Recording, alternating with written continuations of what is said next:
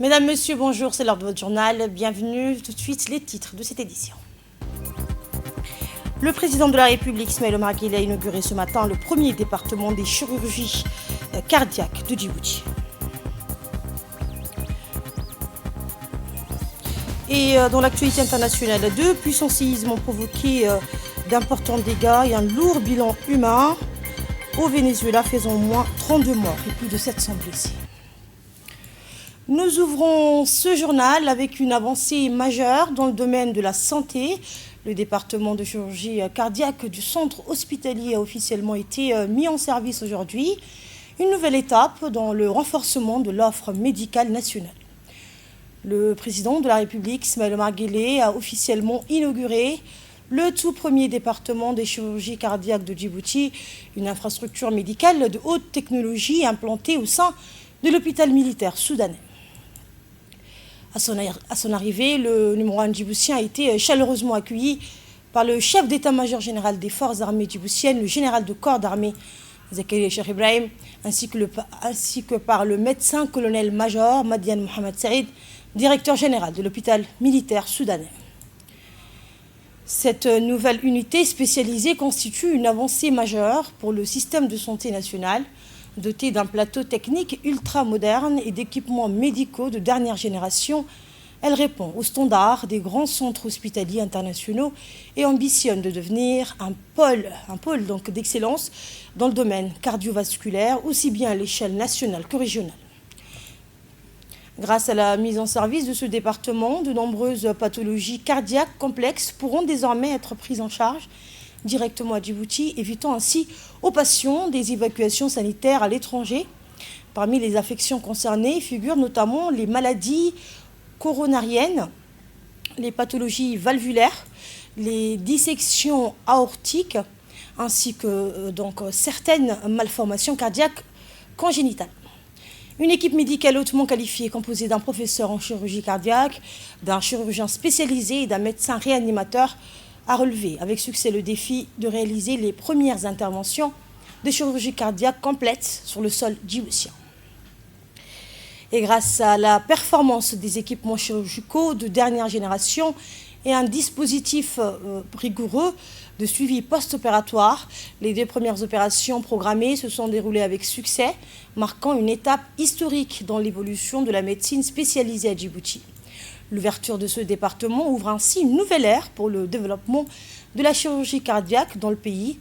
Elle traduit la volonté des autorités de renforcer l'offre de soins spécialisés et de garantir aux citoyens un accès à une prise en charge cardiovasculaire de haut niveau, conforme aux normes internationales.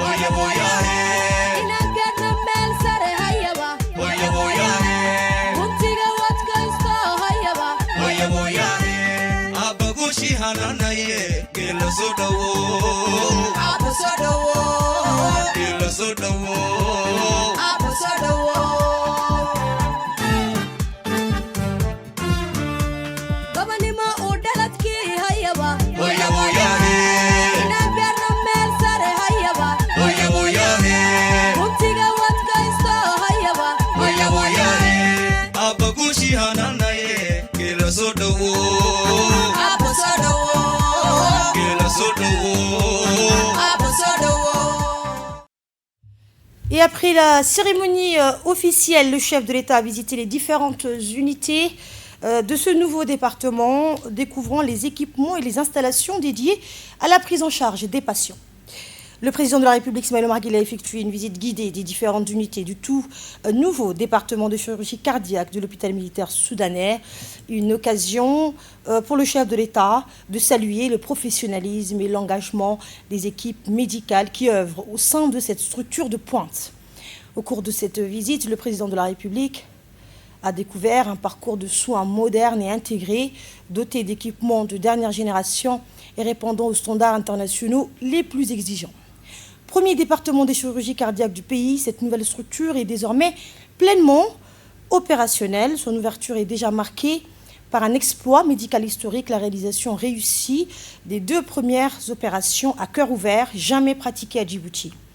Ces interventions de haute technicité qui ont mobilisé durant plusieurs heures des équipes multidisciplinaires se sont déroulées avec succès. Chaque opération a reposé sur une parfaite coordination entre chirurgiens, anesthésistes, techniciens de perfusion et personnel soignant dans un environnement répondant aux normes les plus strictes de sécurité et de stérilité. Le succès de ces premières opérations confirme que Djibouti dispose désormais des compétences humaines et des capacités techniques nécessaires pour prendre en charge localement les pathologies cardiaques les plus complexes. La visite présidentielle a également permis de découvrir les principales composantes de ce nouveau pôle d'excellence, notamment les blocs opératoires spécialisés, l'unité de soins intensifs de chirurgie cardiaque dédiée à la surveillance post-opératoire immédiate, ainsi que l'unité d'hospitalisation destinée à accompagner les patients durant leur convalescence. Grâce à cette infrastructure complète, les patients djiboutiens pourront désormais bénéficier de soins cardiaques de haut niveau sans avoir recours à une évacuation sanitaire à l'étranger. Une avancée majeure qui renforce la souveraineté sanitaire du pays et ouvre une nouvelle page dans l'histoire de la médecine djiboutienne.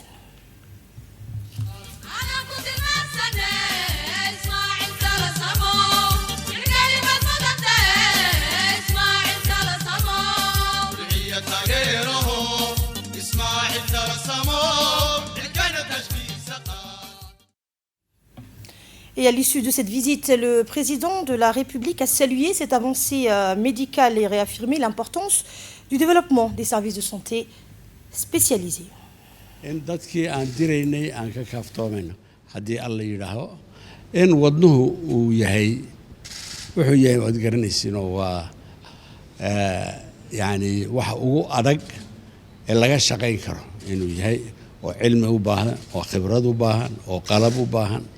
waxaasoo dhani waxay iskugu imanayaan niyad samida iyo dadaal jacaylka iyo wadananimada oo isku biiray ayaa keenaya maanta inaan joogno hospitaalkii militariga oo doctor Madian uu madax ka yahay oo waxyaalo badan oo ay sameeyeen nooga waramayay oo imkana na tusay aad baan u hambalyeynaa sanad wanaagsan ciid wanaagsan.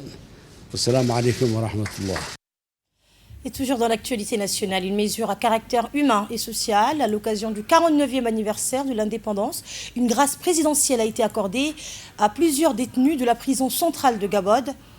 À l'occasion du 49e anniversaire de l'indépendance de la République de Djibouti, le chef de l'État a accordé une mesure de clémence présidentielle en faveur de plusieurs détenus condamnés à des peines d'emprisonnement ferme. Dans le cadre des célébrations de l'indépendance nationale, le chef de l'État a donc signé le 24 juin, donc hier, un décret accordant une remise gracieuse de peine de 6 mois aux détenus condamnés à des peines d'emprisonnement ferme dans les établissements pénitentiaires du pays. Au total, quelques 110 détenus ont bénéficié de cette mesure de clémence présidentielle. Parmi eux, 65 condamnés ont été libérés ce jeudi de la prison civile de Gabod. 24 ressortissants étrangers concernés par cette mesure feront l'objet d'une procédure d'expulsion vers leur pays d'origine.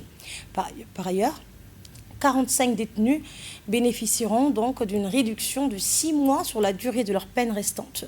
Selon la direction de l'établissement pénitentiaire de Gabod, cette mesure d'indulgence présidentielle concerne exclusivement les détenus condamnés à la suite de décisions de justice devenues définitives. Cette mesure de grâce présidentielle s'inscrit dans la tradition des célébrations de l'indépendance et témoigne de la volonté des autorités d'accorder une seconde chance à certains détenus remplissant les conditions requises. Place maintenant aux activités parlementaires. L'Assemblée nationale a accueilli un atelier consacré au bilan des actions menées par les Nations unies à Djibouti au cours de l'année 2025. Un atelier de haut niveau consacré à la présentation du rapport annuel 2025 de l'équipe Pays des Nations Unies à Djibouti s'est tenu aujourd'hui à l'Assemblée nationale. présidée par le président de l'Assemblée nationale de l'État, Mohamed El État. La rencontre a réuni les députés, le coordonnateur résident des systèmes des Nations Unies, ainsi que les représentants des différentes sous-agences onusiennes présentes à Djibouti. Cette cérémonie s'inscrit dans le cadre du renforcement du dialogue entre le Parlement djiboutien et le système des Nations Unies, avec pour objectif d'assurer un meilleur suivi des actions de développement menées dans le pays. Présenté aux parlementaires, le rapport annuel 2025 dresse le bilan des interventions des agences, fonds et programmes des Nations Unies dans des secteurs prioritaires tels que la santé, l'éducation, la sécurité alimentaire, le développement humain et la lutte contre les effets du changement climatique. Les échanges ont permis aux députés d'évaluer les résultats des programmes réalisés, de discuter des défis à relever en lien avec les priorités nationales définies dans la vision Djibouti 2035. C'est vous qui faites les lois, c'est vous qui discutez et approuvez les budgets, et c'est vous qui représentez aussi les populations de chaque pays. Dans ce cas ici, la population de Djibouti, vous êtes élu et vous êtes la liaison entre ce qui se passe à niveau global, notre travail ici à Djibouti et le peuple djiboutien. Donc j'espère qu'on va continuer. Pour nous, c'est un exercice très intéressant. On apprend beaucoup de dialogue qu'on a chaque année. Et c'est très intéressant cet échange que, comme on a dit, on a commencé un jour quand on a fait l'accord cadre de coopération. On a vu que c'était très intéressant. Et depuis là, pour nous, c'est un plaisir, un privilège avoir l'opportunité de venir chaque année, partager avec vous les résultats du travail et avoir après les dialogues et les échanges comme on a fait chaque fois. 2025, ce n'était pas une année facile pour les équipes et pour mes collègues et pour toutes les équipes des Nations Unies dans le monde et aussi à Djibouti. À niveau global, on a vu une chute, la chute plus grande historiquement en termes de pourcentage qu'il y avait dans les ODA, ça qu'on appelle les ODA, le soutien, l'argent pour le développement durable. Et au terme des échanges, le président de l'Assemblée nationale a insisté sur la nécessité d'une meilleure coordination entre les institutions nationales et les agences onusiennes afin de renforcer l'impact des programmes de développement. Nous l'écoutons. Si nous sommes réunis aujourd'hui, ce n'est pas pour accomplir un geste protocolaire, c'est parce que nous croyons profondément que le développement ne se décrète dans les tours des verres de conférences internationales. Il se construit au quotidien dans nos quartiers, nos écoles, nos hôpitaux, nos foyers. Le rapport annuel que nous allons examiner ensemble est bien plus qu'un document technique. Il est la chronique vivante de nos avancées, de nos défis et de nos engagements renouvelés. Il raconte nos succès, nos épreuves et surtout notre volonté commune de bâtir un avenir meilleur pour nos concitoyens. Mesdames et messieurs les parlementaires, vous êtes ici dans cette enceinte parce que vous êtes les voix de vos concitoyens. Vous êtes les relais de leurs espoirs et les échos de leurs préoccupations. Je sais comme vous que les réalités du terrain sont souvent plus complexes que les belles formules de rapport. Derrière chaque indicateur croissant, il y a un jeune qui cherche un emploi, une mère qui veille sur la santé de ses enfants, un entrepreneur qui lutte pour faire vivre son rêve. Cet atelier constitue une parenthèse précieuse. Il nous offre l'occasion de suspendre le rythme, de prendre de la hauteur, tout en gardant à l'esprit ce qui demeure essentiel, l'humain. En examinant le résultat des programmes soutenus par le coordonnateur résident et l'équipe pays des Nations Unies, nous ne faisons pas seulement un exercice de contrôle budgétaire, nous portons un regard lucide et responsable sur notre action. Nous nous interrogeons, les politiques que nous adoptons, les lois que nous votons, répondent-elles réellement aux besoins de nos concitoyens? Réduisent-elles les factures sociales? Ouvrent-elles des perspectives tangibles pour notre jeunesse? Car la jeunesse est au cœur de nos préoccupations. Elle est notre richesse la plus précieuse, mais aussi notre responsabilité la plus grande. La vision Djibouti 2035, aussi ambitieuse soit-elle, ne prendra tout son sens que parce qu'elle transformera dans la vie quotidienne de nos jeunes les opportunités qu'elle offrira pour rester investir et bâtir vers l'avenir, leur avenir ici, dans leur pays. Et nous vous proposons à présent un retour sur une page marquante de l'histoire contemporaine de Djibouti, un ouvrage qui, pendant des années, a symbolisé une période de tension et de séparation. Le barrage de la honte. Voici un magazine de la rédaction.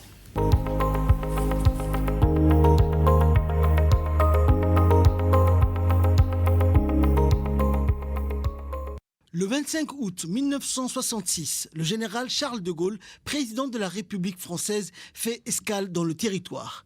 Il est accueilli à la place Lagarde par des manifestants avec des banderoles réclamant l'indépendance du territoire.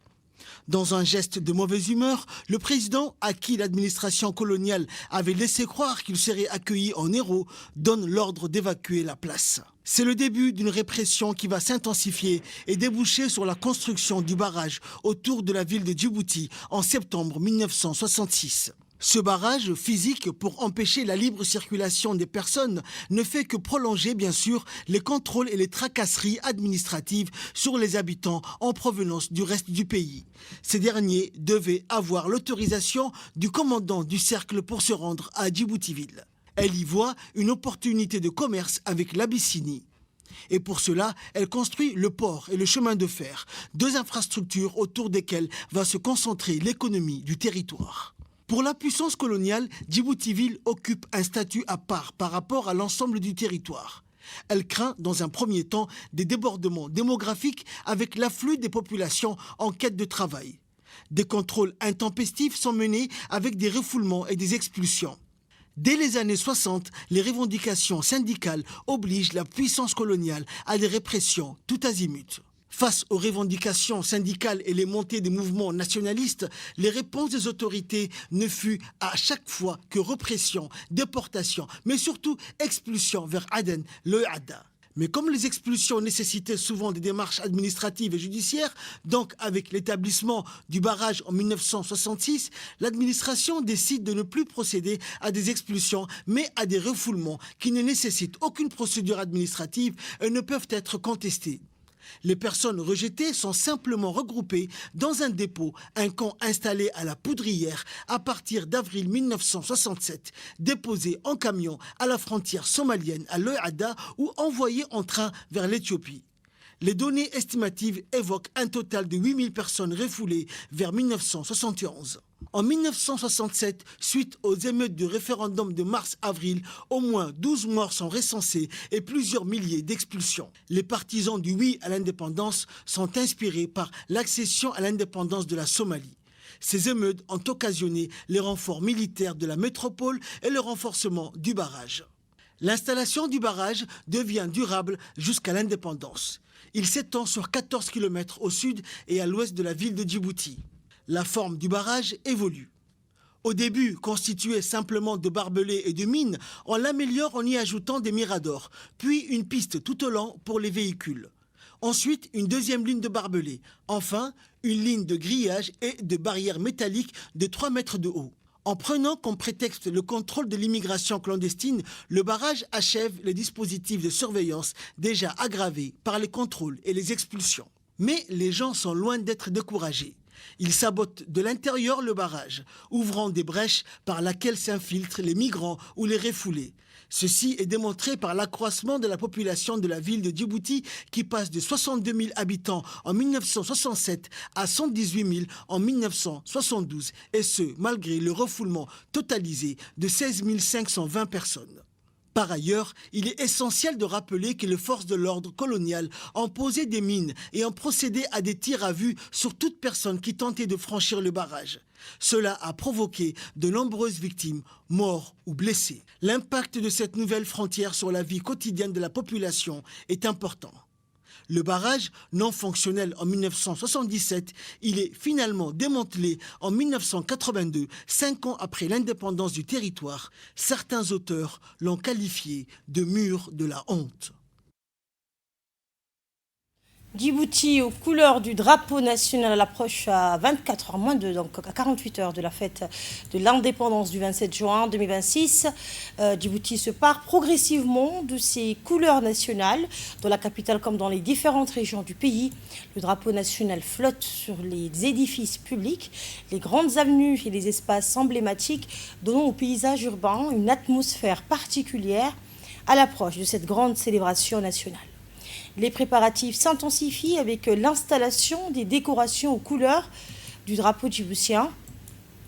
Les services concernés poursuivent les opérations d'embellissement afin d'offrir un cadre à la hauteur de cet événement qui rassemble chaque année les Djiboutiennes et les Djiboutiens autour des valeurs de fierté nationale, d'unité et de patriotisme.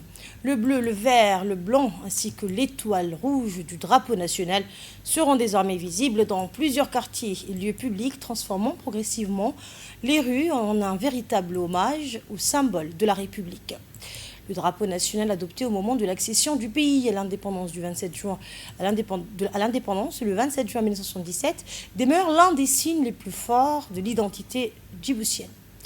À moins de 2 jours du 27 juin, l'ensemble du pays se met ainsi aux couleurs du drapeau national. Les bâtiments publics, les artères principales et les espaces collectifs prennent progressivement une allure festive, témoignant de l'attachement des citoyens à cette date historique.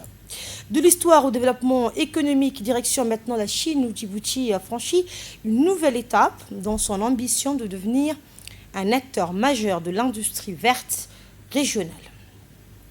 Cap sur Pékin, la délégation djiboutienne conduite par le ministre de l'économie et des finances a franchi une étape majeure dans le développement du futur parc industriel vert de Djibouti. Une réunion présidée par le docteur Wu Yuanshua a rassemblé les dirigeants de plusieurs grands groupes chinois appelés à intégrer le consortium du parc industriel vert de Djibouti. Énergie, industrie lourde, pétrochimie, matériaux, infrastructures et technologies avancées. Les principaux acteurs de l'industrie chinoise ont répondu présents autour d'un projet stratégique destiné à transformer le paysage économique djiboutien. Au cœur de cette ambition figure le concept 1+N, une plateforme énergétique verte de grande capacité conçue pour alimenter un vaste écosystème industriel. Chimie verte, aluminium, technologie propre et industrie de nouvelle génération, Djibouti ambitionne de bâtir un modèle industriel intégré fondé sur une énergie propre, fiable et compétitive. Le projet prévoit la mobilisation de plusieurs milliards de dollars d'investissement sur les prochaines années. À terme, il devrait générer des milliers d'emplois, favoriser le transfert de technologies et renforcer les compétences nationales.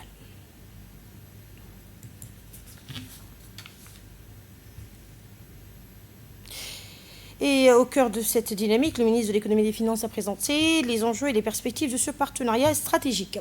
Autre grand rendez-vous international, la sécurité maritime. Les travaux du 3e symposium de Djibouti se poursuivent avec un objectif majeur, renforcer les réponses régionales face aux défis qui touchent les espaces maritimes. La deuxième journée du 3e symposium de Djibouti sur la sécurité maritime s'est tenue hier à Aïla au Grand Hôtel, sous le thème « Apporter des réponses régionales aux menaces et défis ». Les travaux ont réuni plusieurs responsables nationaux et internationaux, parmi lesquels le ministre de l'Intérieur, Omar Abdi Saïd, le ministre de l'économie, le ministre des équipements et des infrastructures, M. Saïd Nouh Hassan, l'ambassadrice de l'Union européenne auprès de Djibouti et de l'IGAD, Denisa Elena Lonet, ainsi que l'ambassadeur du Japon à Djibouti, Okoshi Akihiro. Des représentants des forces armées, des gardes-côtes, du corps diplomatique et des experts maritimes ont également pris part aux échanges. À travers plusieurs panels, les participants ont abordé les principaux enjeux liés à la sécurité maritime régionale, notamment la lutte contre les menaces en mer, le partage d'informations et le renforcement de la coopération entre les différents acteurs.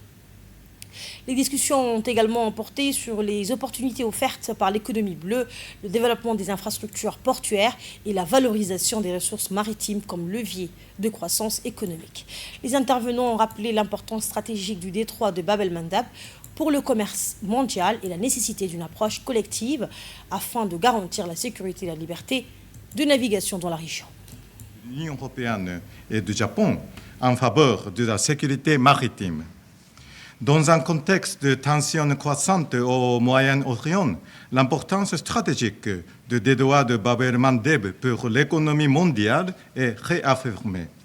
Face à un environnement mêlant opportunités et défis, notamment des risques posés par des Houthis et de l'augmentation des incidents de piraterie, le thème retenu pour ce symposium s'avère d'une actualité particulièrement saisissante.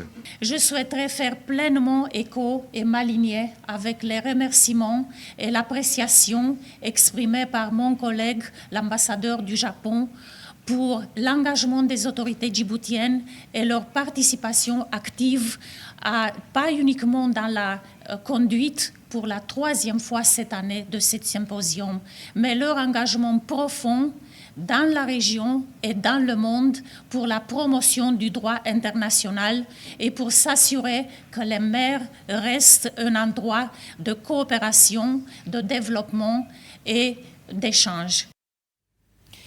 Les infrastructures portuaires occupent une place centrale dans cette stratégie. Le ministre des Équipements et des Infrastructures, M. Saïd Hassan, revient sur leur importance pour le développement économique et la sécurité maritime. Écoutons son intervention. Qui nous réunit aujourd'hui, intitulé « Des menaces et défis jusqu'aux réponses régionales », traduit parfaitement les réalités auxquelles notre région est confrontée, ainsi que l'impératif d'une action collective face à des défis qui ne connaissent ni frontières ni limites géographiques. Situé à l'entrée du détroit de Bab-el-Mandeb, l'un des corridors maritimes les plus stratégiques au monde entre l'Afrique, Djibouti donc occupe une position unique au carrefour des échanges entre l'Afrique, l'Asie, l'Europe et le Moyen-Orient. Chaque année, des milliers de navires transitent par cet espace maritime vital qui constitue un maillon essentiel du commerce international, des chaînes logistiques mondiales et de la sécurité énergétique. Or, les développements récents dans la mer Rouge et le golfe d'Aden nous rappellent la fragilité de cet environnement stratégique. Les attaques contre les navires commerciaux, les tensions géopolitiques régionales, la résurgence des activités criminelles en mer, les menaces visant les infrastructures maritimes critiques, ainsi que le risque émergent lié aux nouvelles technologies, démontrent que les défis auxquels nous faisons face sont devenus plus complexes, plus interconnectés et plus imprévisibles. Face à cette réalité, la réponse ne peut être que collective. Mesdames et messieurs, Djibouti demeure profondément attaché au principe du droit international et à la promotion d'un ordre maritime fondé sur des règles communes. À cet égard, le Code de conduite de Djibouti et son amendement de Jeddah demeurent des instruments essentiels pour favoriser la coopération régionale, renforcer la confiance entre les États et développer des mécanismes de coordination adaptés aux défis contemporains. Et au-delà des interventions officielles, les participants ont également partagé leur analyse sur les enjeux actuels de la sécurité maritime régionale. Nous sommes réunis pour intervenir dans la 3e édition de la sécurité maritime. Comme vous le savez très bien, Djibouti est très bien situé sur le corridor que beaucoup de navires empruntent, qui est le Bab-el-Mandeb. Mais ce corridor-là, il a aussi son lot de problèmes. Il a aussi son lot de problèmes parce que, comme vous le savez, récemment, il y a eu un blocage du détroit d'Ormuz. Il y a aussi de nouvelles menaces qui sont en train d'apparaître, qui sont le sabotage de câbles sous-marins. Donc aujourd'hui, nous sommes réunis dans cet atelier pour décortiquer ces genres de problèmes. L'objectif de ce symposium est de répondre à ces doubles exigences sécuritaires, mais aussi à l'enjeu de la région à travers les instruments existants qui est le Code de conduite de Djibouti. À travers ce symposium, nous avons pu, le premier jour, dialoguer et à travers un débat constructif, c'est posé comme nous question centrale, comment Djibouti, en cas de crise, les différentes institutions intersectorielles pourront intervenir en commun sur une menace ou une résurgence, quelle que soit la forme de la criminalité qui sévisse dans la région. Place à présent à la culture et à la jeunesse à l'occasion du 49e anniversaire de l'indépendance. Les jeunes talents djiboutiens ont célébré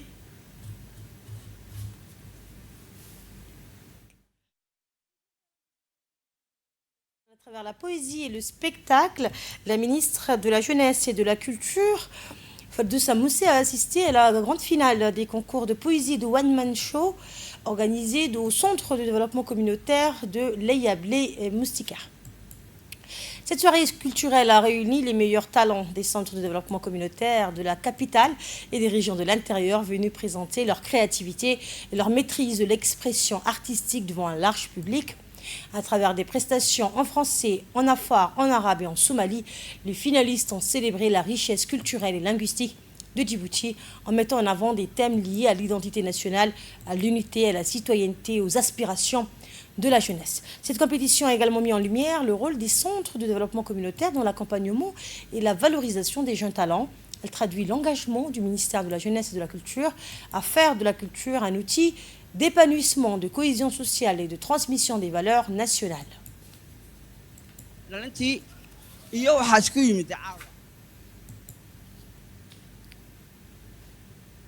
Sur le plan diplomatique, Djibouti poursuit le renforcement de ses relations avec ses partenaires africains. Retour sur la présentation des lettres de créance du nouvel ambassadeur du Djibouti au Gabon. Eh bien, la coopération entre Djibouti et le Gabon se renforce davantage. Le premier ambassadeur de la République de Djibouti, accrédité auprès de la République gabonaise, a officiellement présenté ses lettres de créance au président gabonais à Libreville. Mohamed Burhan Ali a présenté hier ses lettres de créance au président de l'Assemblée, au président de la République gabonaise, Brice Clotaire Oligui Nguema, lors d'une cérémonie officielle au palais de la Rénovation à Libreville. Premier ambassadeur djiboutien accrédité auprès du Gabon avec résidence à Abidjan, il incarne une nouvelle étape dans le renforcement des relations diplomatiques entre les deux pays.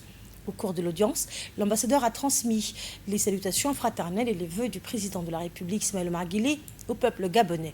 En retour, le chef de l'État gabonais a adressé ses salutations et ses sentiments d'amitié au président djiboutien. Les échanges ont permis de réaffirmer l'excellence des relations entre Djibouti et le Gabon, ainsi que la volonté commune de développer la coopération bilatérale dans plusieurs domaines stratégiques, notamment les infrastructures portuaires, l'économie bleue, le numérique, les télécommunications et les échanges commerciaux.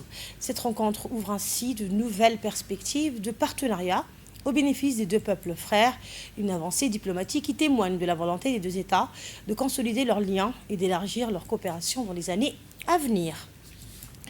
Dans les régions de l'intérieur, les forces de sécurité ont également marqué leur engagement au service de la nation. À Tadjoura, la police nationale a célébré son 49e anniversaire. La cérémonie s'est déroulée en présence du préfet de Tadjoura, Mohamed Hamad Abbas, du président du conseil régional, Idriss Ambassa, ainsi que plusieurs notables responsables militaires, représentants de la gendarmerie et membres de la société civile.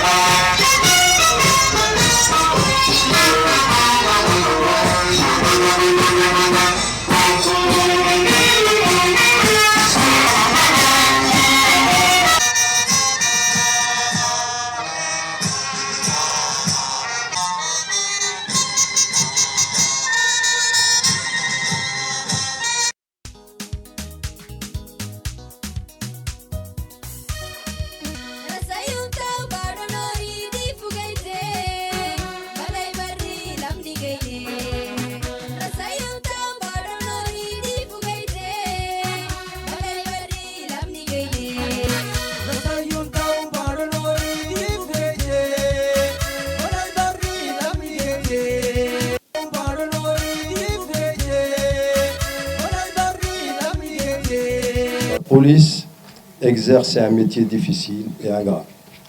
Les hommes et les femmes qui la composent exercent leur métier avec abnégation et dévouement depuis la création de cette institution. Officiers, sous-officiers et hommes de rang, cette cérémonie nous offre l'opportunité de dresser les bilans des principales réalisations, de mesurer les schémas parcourus et de présenter les ambitions qui guideront notre action dans les années à venir. Les années 2025 et 2026 auront marqué une étape importante dans la réalisation de plusieurs infrastructures destinées à l'amélioration des conditions de vie et de travail de nos hommes.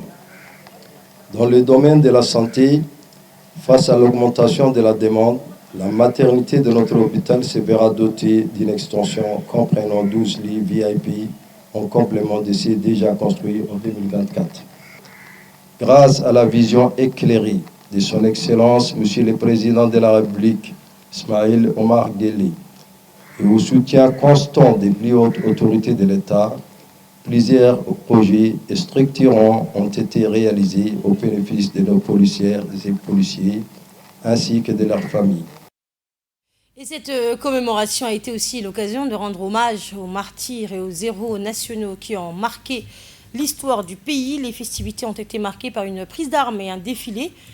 À cette occasion, le préfet a procédé au dépôt de gerbes au monument des martyrs en hommage à la mémoire des héros nationaux ayant sacrifié leur vie pour la nation.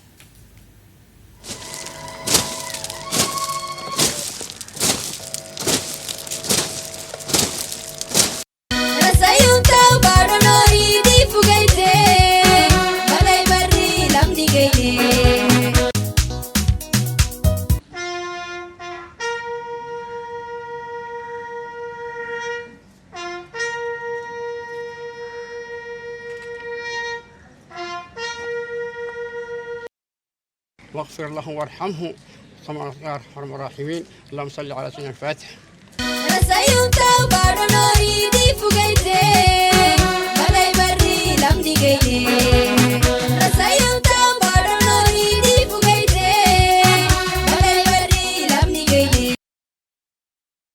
Et à présent, l'actualité internationale avec cette catastrophe naturelle au Venezuela où deux puissants séismes ont provoqué d'importants dégâts et un lourd bilan humain. Deux puissants séismes de magnitude 7,2 et 7,5 ont frappé l'ouest du Venezuela, faisant au moins 32 morts et plus de 700 blessés, selon un premier bilan officiel. Et pour terminer ce journal, place au sport avec les dernières nouvelles du Mondial 2026. Plusieurs favoris confirment leur ambition dans la compétition. La phase de groupe du Mondial 2026 se poursuit avec la qualification du Brésil, du Maroc et du Mexique pour les huitièmes de finale. Le Brésil s'est imposé face à l'Écosse 3-0, tandis que le Maroc a validé son billet après une victoire spectaculaire contre Haïti 4-2. De son côté, le Mexique a réalisé un parcours parfait avec succès 3-0 face à la République tchèque, déterminant en tête de son groupe. Fin de ce journal, merci de l'avoir suivi et très bonne suite de programme sur Télé Djibouti.